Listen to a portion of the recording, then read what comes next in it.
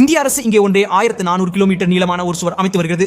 ஆனால் இந்த சுவர் செங்கல் மற்றும் கற்களின் அல்ல, மாறாக மரங்களால் உருவாக்கப்படும். எங்கள் மேற்கில் தார் பாலைவனம் உள்ளது. இது விரைவாக கிழக்கு நோக்கி விரிந்து வருகிறது. ஆயிரக்கணக்கான ஆண்டுகளாக இந்த பாலைவனத்தை அடக்கி வைத்திருந்தது இங்கு இருக்கும் ஆராவளி மலைகள். ஆனால் கடந்த பல தசாப்தங்களில் நடைபெற்ற மைனிங், வனச்சேதம் மற்றும் நகர்ப்புறமயமாக்கல் ஆகியவை ஆராவளி மலைகளின் வரிசையிலும் பெரிய இடைவெளிகளை உருவாக்கியுள்ளன. இதனால் இந்த பாலைவனத்தின் மண் மற்றும் மணல் எளிதில் கடந்து வருகின்றது மற்றும் வட இந்தியாவில் தூசி பகுதி மற்றும் தூசி புயல்கள் அதிகரித்து வருகின்றன. இதை நான் காப்பாற்றாவிட்டால் இறுதியில் வடக்கு பகுதியின் ஒரு பெரிதான பகுதி ஒரு பாலைவனம் மாறக்கூடும். இதற்காக இந்தியா அரவள்ளி கிரீன் திட்டத்தை அறிமுகப்படுத்தியுள்ளது. வால் திட்டம். இந்த திட்டத்தில் 7,500 கோடி ரூபாய் செலவிடப்படும் மற்றும் ஆராவள்ளி வரம்பில் உள்ள இயற்கை காடுகள் புனரமைக்கப்படும். புதிய காடுகளை உருவாக்கவும் நீர் மூலங்களை மீண்டும் நிரப்பவும் செய்யப்படும். இப்படியாக மொத்தம் 100 கிலோமீட்டர் நீளமுள்ள மற்றும் 5 கிலோமீட்டர் அகலமான ஒரு இயற்கை சுவர் உருவாக்கப்படும். இந்த சுவர் தார் பாலைவனத்தை மட்டுமே தடுக்காது, மேலும் காற்று மாசுபாட்டை குறைக்கும் மற்றும் நிலத்தட நிலம் நீரை மீண்டும் நிரப்பும். மேலும் வீடியோக்களுக்காக என்னை பின்தொடருங்கள்.